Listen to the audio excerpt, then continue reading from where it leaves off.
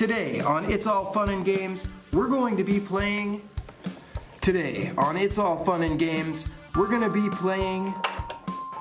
Today on It's All Fun and Games, we're going to be playing... Othello. Othello.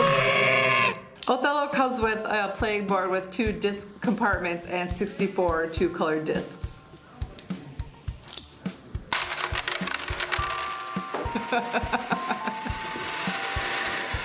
Make it rain. Othello. Getting started. Othello is a strategy game played by 2 players, black and white.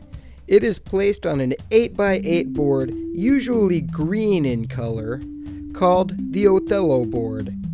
The 2 players play 64 discs, each of which is black on one side and white on the other.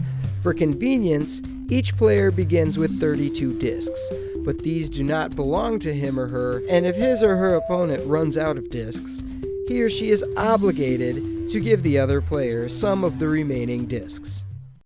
Object of the game.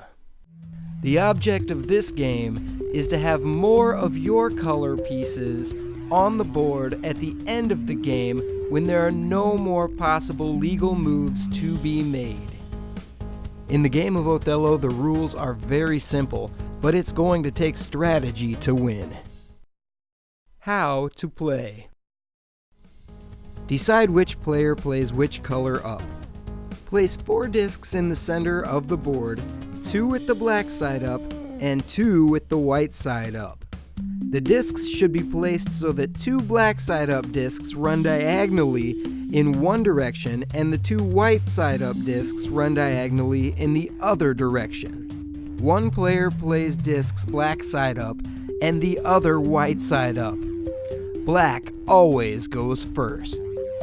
The black player places a disc so that it and one of his starting discs flank a white disc. Flanking. Flanking just means that a peg is surrounded on both sides by an opposing color. When this happens, that peg is considered flanked. Okay, so let's assume the starting player is black. Black places a disc so that it and one of his starting discs flank a white disc. Black flips the flanked white disc over so that it is now black and belongs to the black player. The second player, white, now places a disc to flank one or more discs belonging to the black player. These flanked black discs are then flipped over so they are white and become the property of the white player. Discs may flank the opponent's disc in more than one direction at the same time. All flanked discs are turned over in the same turn, becoming the opponent's property. At his or her turn, a player must place a disc of his or her color on one of the empty squares of the Othello board adjacent to an opponent's disc. In addition, by placing this disc, he must flank one or several of his opponent's discs between the disc played and another disc of his own color already on the board. He then flips to his color all discs which were flanked. The discs are neither removed from the Othello board or moved from one square to another once they're placed. Winning. The game is over when neither of the 2 players has a legal move left to make. Generally, this happens when all 64 squares are occupied. However, it is possible that some empty squares will remain when neither player may move. For example, if all the discs are the same color after a turn or position, neither of the 2 players can play since no flipped discs are possible. In this case, we count the discs to determine the final score. Empty squares are given to the winner by convention. When no more moves can be made, count the number of discs of each color. The winner is the player who has more discs of his or her color than his or her opponent at the end of the game. Othello. Thank you for watching It's All Fun and Games. We'll see you next time. And don't forget to subscribe to TC Weekly. And 64 two-sided discs. Two-sided, yeah, two-sided discs. 64 two-color discs. Two disc compartment, okay. Are you trying to flop me up here? A playing board with two disc compartments and two-sided discs. Discs. Like a tongue twister? 64 two-sided discs. Is that what you're doing? I know what you're doing. Playing with my emotions.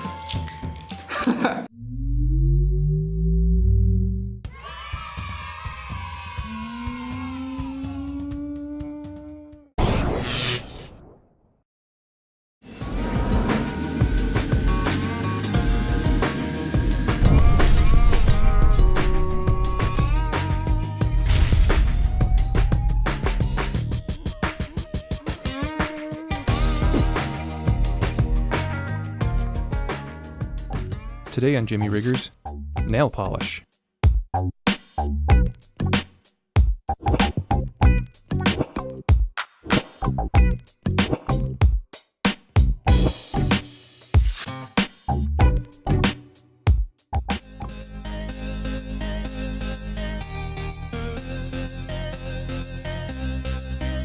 Cheap jewelry will eventually tarnish and turn green from the sweat and oils from your skin. Coat the metal with a layer of nail polish to keep it nice and shiny.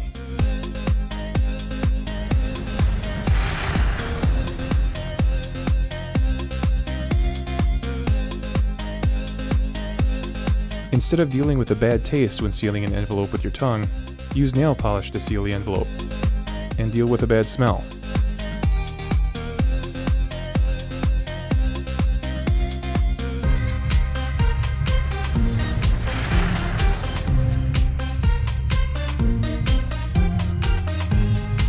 Make threading a needle a million times easier by painting over the end of your thread with nail polish and then twisting it with your fingers to a fine point.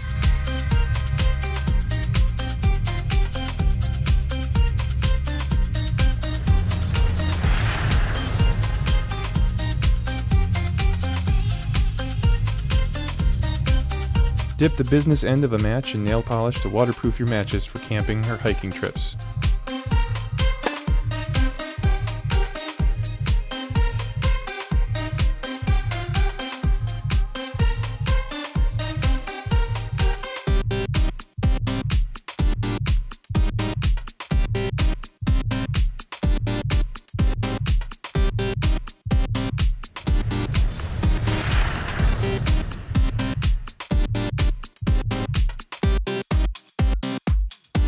If your pepper shakers put out too much pepper, paint over some of the holes to limit the flow.